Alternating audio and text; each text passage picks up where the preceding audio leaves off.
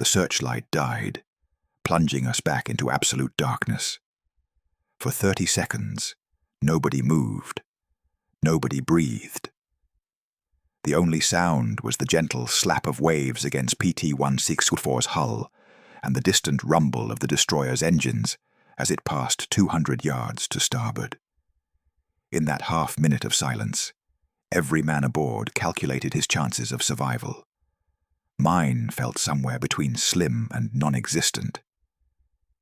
"He didn't see us," Dutch whispered, his voice barely audible over the tropical night sounds, the chirping of insects from Vela Lavela's jungle, the rustle of palm fronds in the warm breeze. "Clean miss."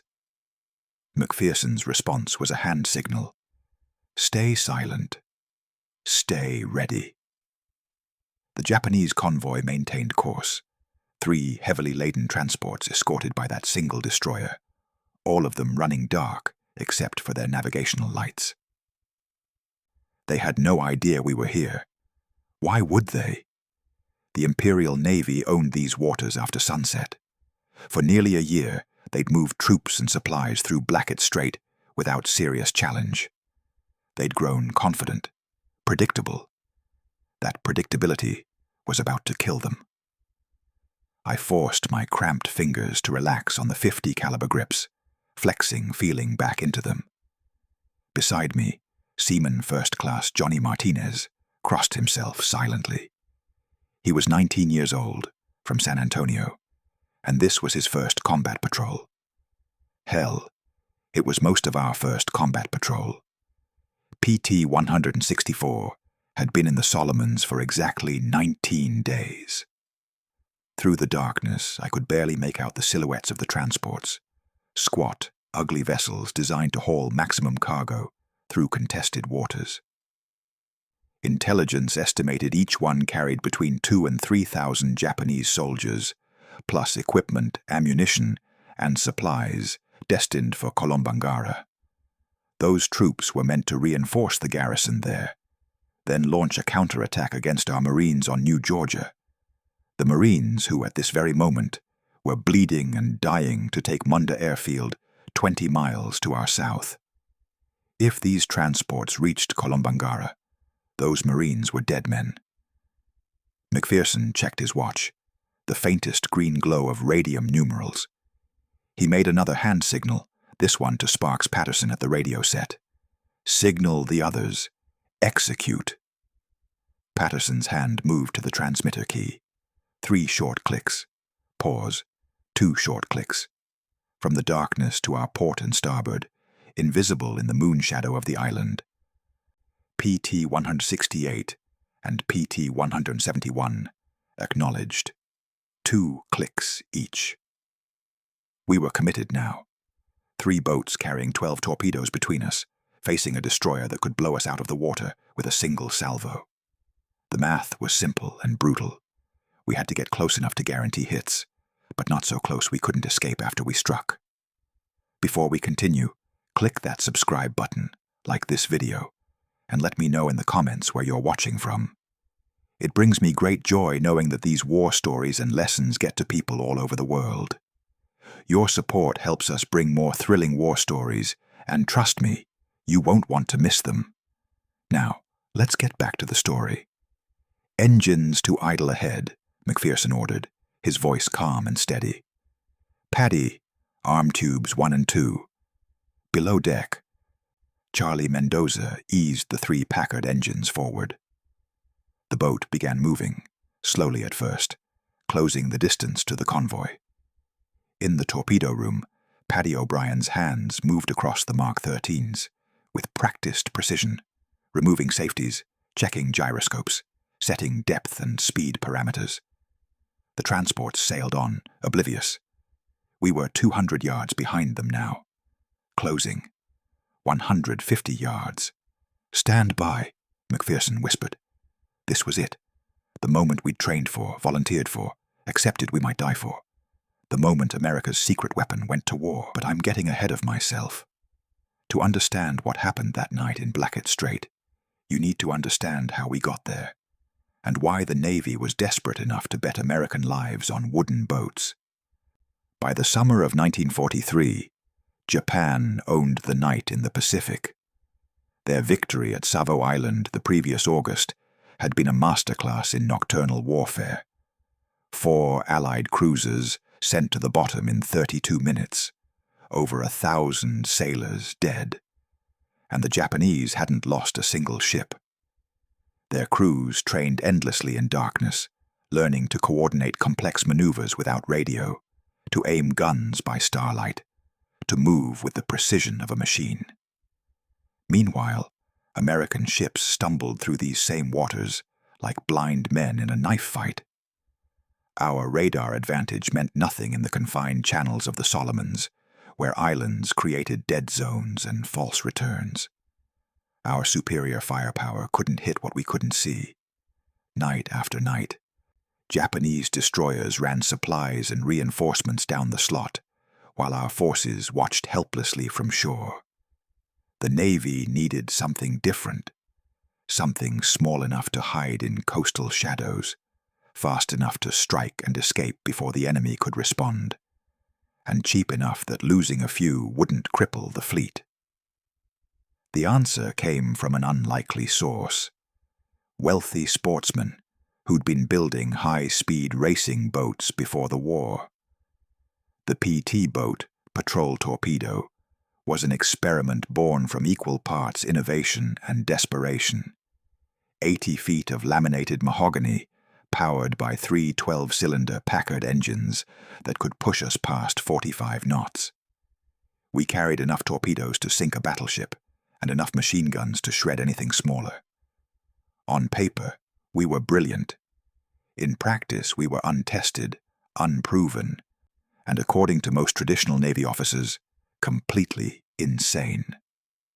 I learned about PT boats the way most of us did, through a recruitment notice that promised hazardous duty and experimental vessels, without explaining what either meant. I was on a destroyer doing Atlantic convoy runs, bored out of my mind dodging U-boats that rarely showed themselves. When they asked for volunteers, I raised my hand before I could think better of it. At Melville, Rhode Island, they showed us what we'd volunteered for. My first thought was that someone was playing an elaborate joke. These weren't warships. They were oversized speedboats with delusions of military significance. The hull was wood. The crew quarters were smaller than a prison cell. One good hit, and we'd disintegrate. Then Commander Patterson took us out for our first high-speed run. At 40 knots, PT 164 didn't sail through water. She flew across it, hull pounding, spray erupting like horizontal rain, engines screaming with barely controlled violence. We weren't ships. We were guided missiles with crews, designed to get in close, launch torpedoes, and vanish before the enemy knew what hit them. Patterson made our mission clear. Gentlemen, you are not joining the Navy. You are joining a suicide squadron that might change this war. The Japanese expect battleships and cruisers. Give them ghosts instead. Our crew came together during those brutal training months. McPherson, who'd survived Pearl Harbor and wanted revenge. Dutch, the mathematics professor who could calculate firing solutions faster than machines.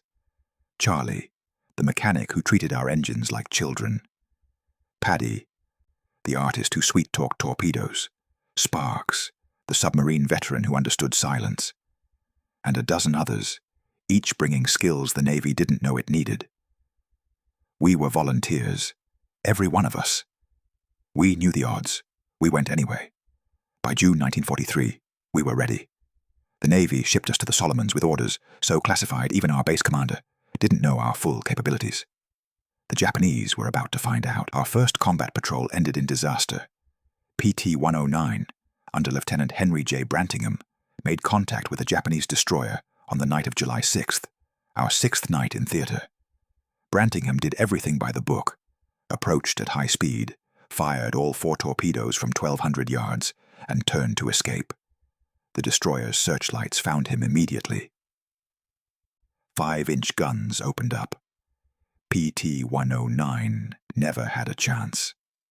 We found debris the next morning, pieces of mahogany hull, a life jacket, a single boot, no survivors. 12 men gone in less than 2 minutes.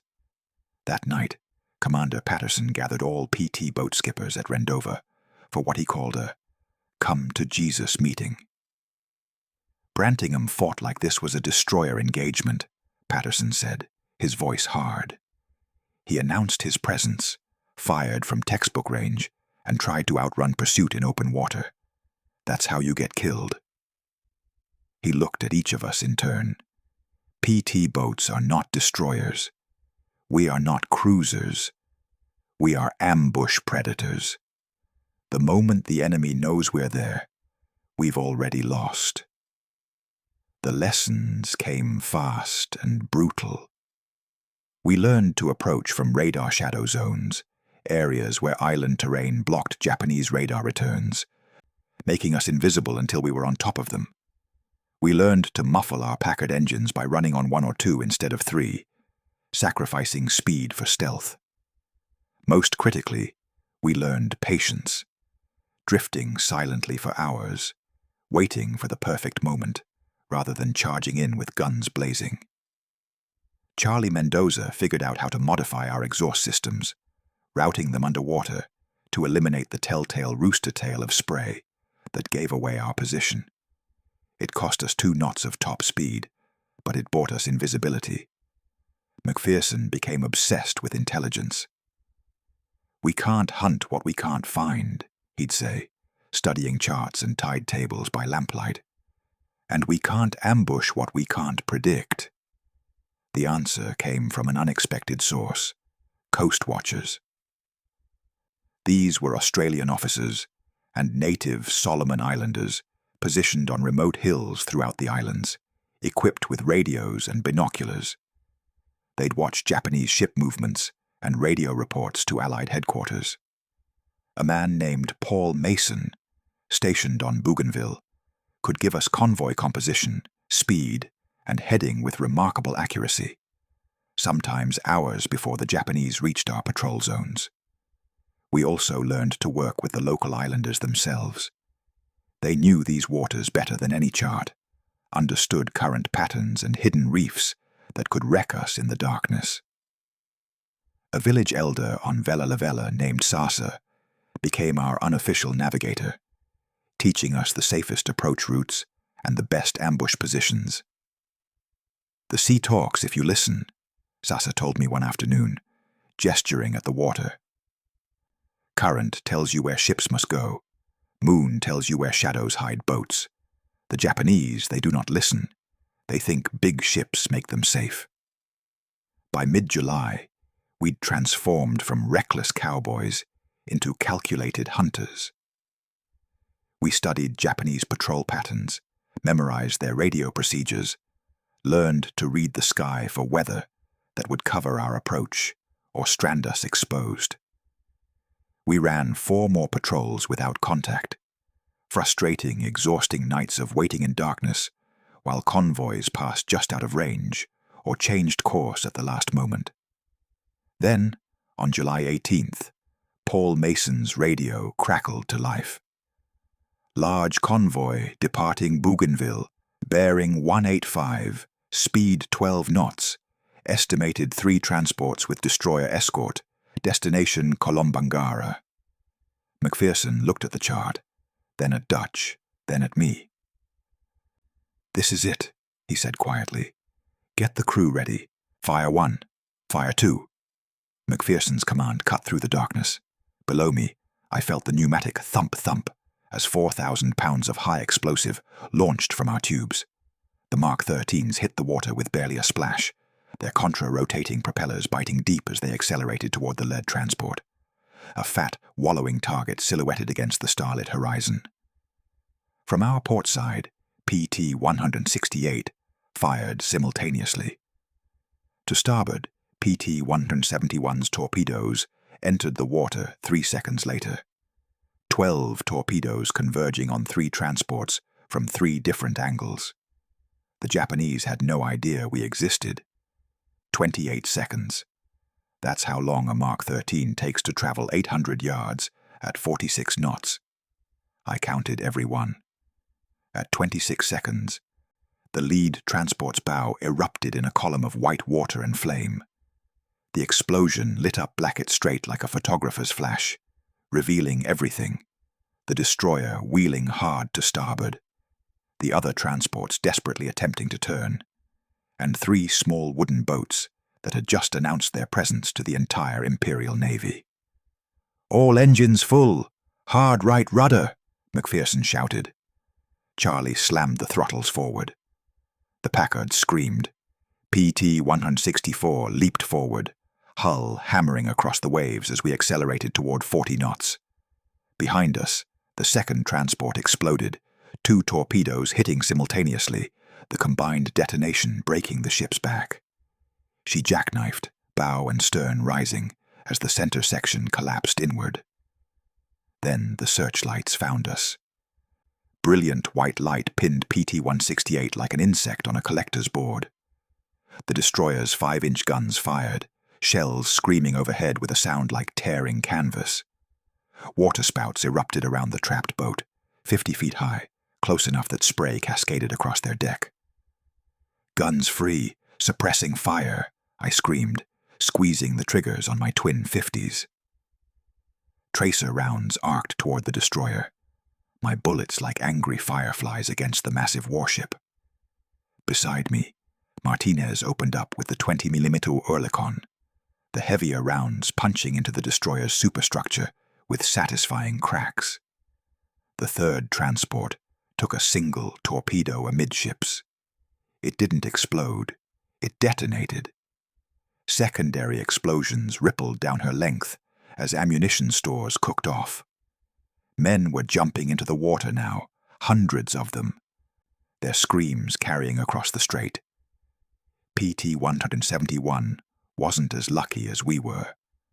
A 5-inch shell caught her stern, obliterating the engine room. She slewed sideways, dead in the water, flames climbing from her shattered hull. "Come left, we're going back for them," McPherson ordered. "Skipper, the destroyer," Dutch started.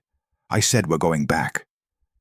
The destroyer was charging straight at us now, bow wave white with fury, every gun firing. We turned into that wall of steel and flame because 12 men on PT-171 needed us. The destroyer passed within 30 yards, close enough to see Japanese sailors on deck, close enough to smell their gun smoke. For 3 seconds, I stared up at a mountain of steel that could have crushed us like an insect. Then we were past, racing toward PT-171. Their crew was abandoning ship, men diving into the oil-slicked water. We slowed just enough for them to grab our rails and haul themselves aboard. Frantic hands, desperate faces, bodies slick with fuel and blood. "Got them! Go, go, go!" someone shouted. McPherson pointed PT-164 toward open water. Behind us, all 3 transports were sinking or already gone. The destroyer was turning for another pass, searchlights sweeping frantically. We ran for the darkness, engines howling, hull pounding, the jungle coast of Vela La Vela rising to swallow us in its welcoming shadows. 8,000 Japanese soldiers would never reach Kolombangara. We'd just rewritten the rules of naval warfare. We didn't celebrate. We couldn't. PT-164 limped back to Rendova at dawn, moving slowly to avoid detection by Japanese float planes that patrolled these waters daily. Our hull had taken shrapnel hits, nothing fatal, but enough to leave us trailing a faint oil slick that made me nervous every time I looked back. We'd pulled 8 survivors from PT-171 out of the water. 4 others hadn't made it. Charlie kept the engines running smooth and quiet, nursing them like wounded animals. Every man not on watch slept where he fell, exhausted from adrenaline crash and the brutal tension of 12 hours in enemy waters. I stayed at my gun mount, scanning the sky, knowing that one Japanese scout plane could bring destroyers down on us before we could reach home. When we finally slipped into Rendover's camouflage dock at 800 hours, Commander Patterson was waiting on the pier, his face unreadable. "Debrief in 20 minutes, he said. "All crews." The intelligence officers arrived an hour later, 2 Navy lieutenants and a Marine captain carrying a portable radio set. They'd been monitoring Japanese communications all night, and what they'd heard had shocked even them. "Gentlemen," the Marine captain said, spreading photographs on the table. Aerial reconnaissance shots taken at first light. "You sank all 3 transports. The destroyer returned to Rabaul alone." He pointed to dark shapes beneath the water's surface. "These are the wrecks. Depth sounders indicate they're in over 300 feet of water. Everything went down." The silence in the room was absolute. "The Japanese are calling it an ambush by special attack craft," one of the Navy lieutenants continued. "Their radio traffic suggests total confusion. They didn't know what hit them.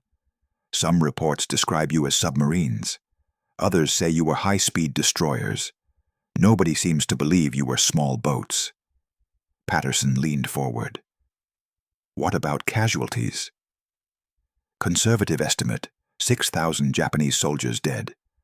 Another 2,000 made it to shore on Colombangara and Vela La Vela, without equipment, without supplies, scattered across 20 miles of coast.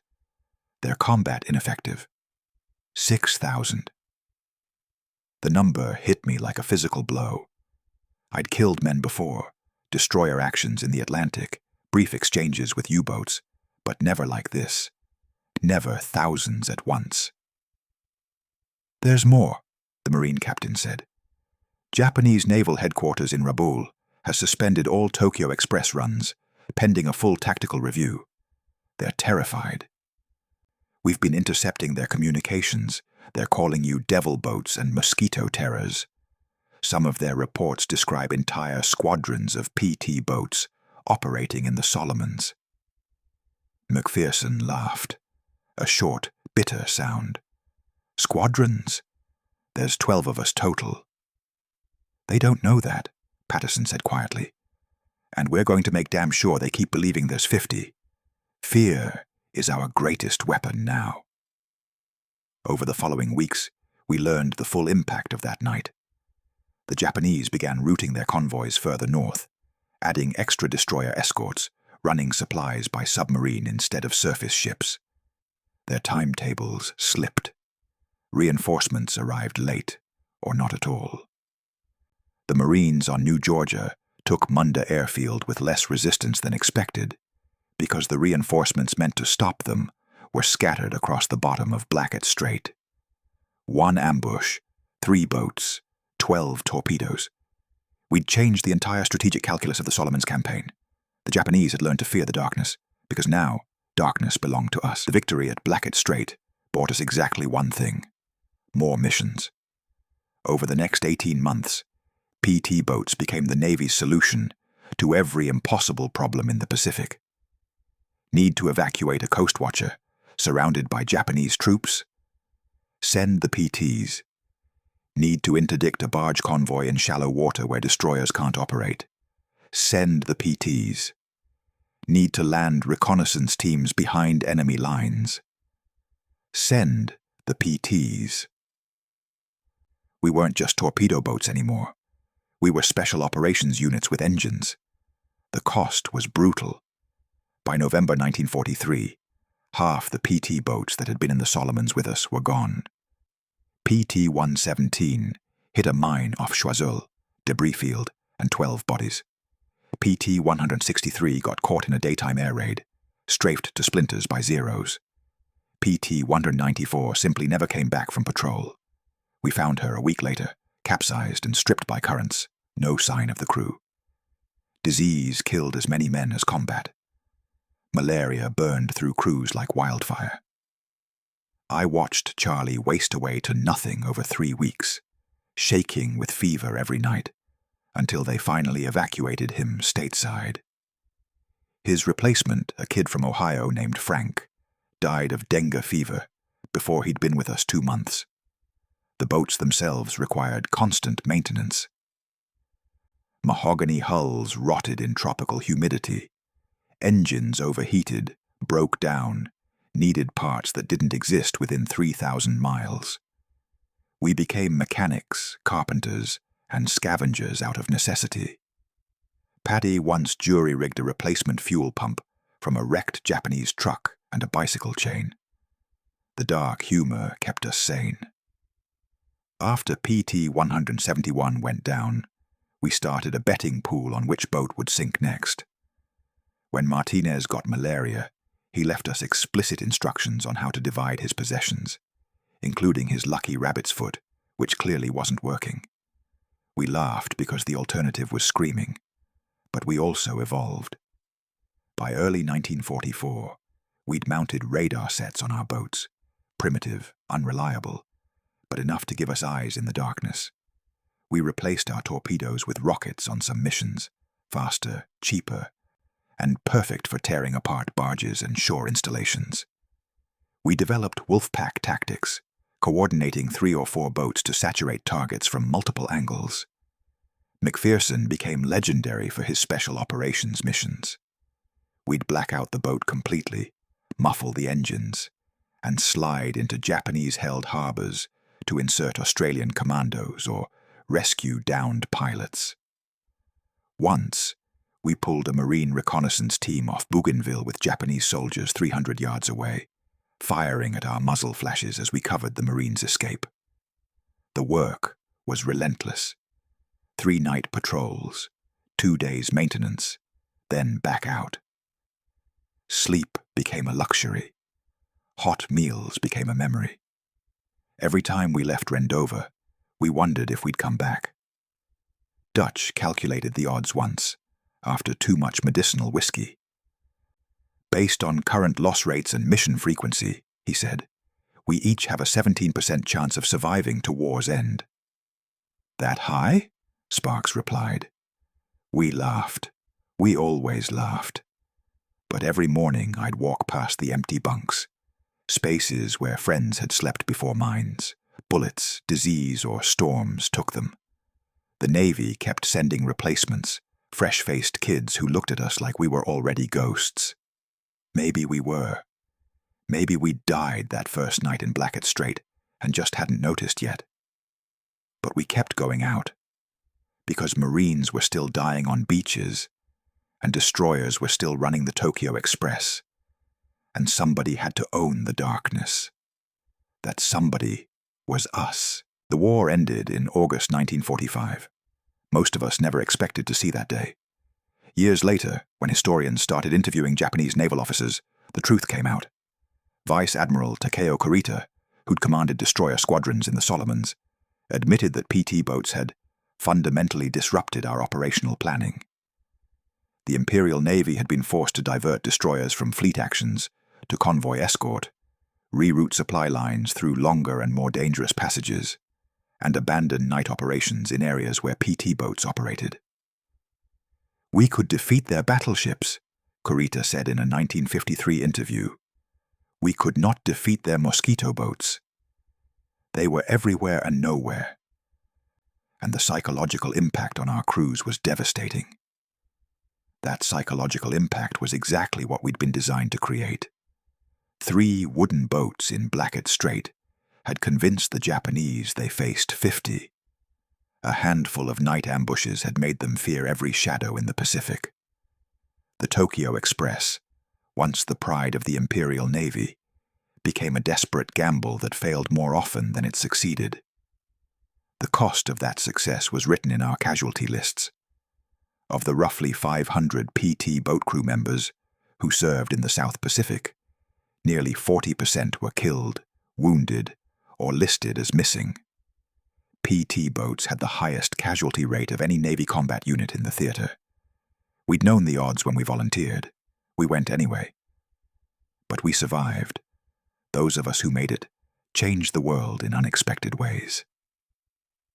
Dutch Vandenberg went back to Yale, but his mathematics now focused on game theory and strategic analysis, concepts he'd learned calculating torpedo solutions under fire. He consulted for the Defense Department during the Cold War, applying PT boat ambush tactics to nuclear strategy. McPherson stayed in the Navy, eventually commanding a destroyer squadron. He trained his officers in aggressive, unconventional tactics, the same lessons he'd learned in wooden boats. His crews called themselves McPherson's Mosquitoes. Paddy O'Brien became an engineer for Raytheon, helping develop the guidance systems for early cruise missiles. Just bigger, smarter torpedoes, he'd say with a grin. The PT boat doctrine itself lived on, evolving into modern fast attack craft used by navies worldwide. The Israeli Tsar-class missile boats, the Soviet Osa-class, even America's own Pegasus-class hydrofoils, all descendants of our plywood speedboats. The tactics we pioneered, radar shadow approaches, hit-and-run attacks, asymmetric warfare against superior forces, became standard doctrine in every naval academy. Special operations units studied our missions as case studies in unconventional warfare. Navy SEALs, Marine Force Recon, and even Army Special Forces learned from how 12-man PT crews conducted raids, evacuations, and intelligence operations in enemy territory. We'd proven that small, well-trained units with innovative tactics could achieve strategic results far beyond their size. The Japanese learned too. After the war, their maritime self-defense force developed fast attack craft explicitly modeled on PT boat concepts, using speed and stealth to counter larger vessels in confined waters. I attended a symposium in 1968 where a retired Japanese admiral gave a presentation on Pacific naval warfare. Afterward, he approached me, saw my PT boat veteran pin, and bowed slightly. "You taught us," he said in careful English, "that size is not strength, that innovation defeats tradition, that courage multiplies force." He paused. We did not learn quickly enough. I thought about PT-171's crew, about Charlie shaking with malaria, about 1,200 nights of terror in wooden boats. "Neither did we," I replied. "I'm 87 years old now. My hands shake from age, not fear, and the only engines I hear are the cars passing outside my window. But some nights, when the moon is dark and the air smells like salt water, I'm back in Blackett Strait with 22 other men, drifting in silence while a searchlight hunts for us." People ask me what I remember most about that night in July 1943. They expect me to talk about the explosions, the sinking transports, the 6,000 enemy soldiers we sent to the bottom. They want the glory, the triumph, the moment when wooden boats defeated steel warships. But that's not what I remember. I remember the sound of our Packard engines at idle, a deep, throaty rumble that you felt in your chest more than heard. I remember the phosphorescence in our wake, betraying our position with every movement. I remember Martinez crossing himself in the darkness, 19 years old, and certain he was about to die. I remember the smell, salt spray mixed with diesel fuel, gun oil, and the sweat of terrified men. I remember Dutch's whispered coordinates, each number a calculation of life and death. I remember Charlie's hands on the throttles, steady despite knowing that one wrong move would kill us all. I remember Paddy's voice from the torpedo room. "Beauties are ready, skipper." Most of all, I remember the fear. Not the clean, sharp fear of combat, but the grinding, relentless terror of waiting in darkness while a destroyer hunted us. The awful knowledge that we were mortal, fragile, and completely exposed in boats made of wood. That fear never really left us. Even after Blackett Strait, even after we became legends, every patrol carried that same weight. We were always outnumbered, always outgunned, always one mistake away from oblivion. But we went anyway, because Marines were dying on beaches, because the Japanese owned the night and someone had to take it back. Because we'd volunteered for this mission knowing the odds, and volunteers don't quit just because the job is harder than expected. The PT boat program lost over 200 men during the war. Their names are carved on memorials most people never visit. They died in wooden boats far from home, fighting a war most Americans experienced through newsreels and radio broadcasts. Some drowned, some burned, some simply vanished into the Pacific darkness and never came back. They were farmers and mechanics, teachers and dock workers, rich boys and poor boys, united by the simple willingness to climb into plywood speedboats and charge into hell because their country asked them to. We didn't change the war because we were heroes. We changed it because we were innovative, audacious, and too stubborn to accept that small wooden boats couldn't defeat an empire. That night in Blackett Strait, 3 PT boats proved that courage multiplies force, that innovation defeats tradition, and that America's greatest weapon wasn't our steel or our firepower. It was our willingness to try the impossible. The Japanese believed they ruled the night. We taught them otherwise. The shadows belonged to us.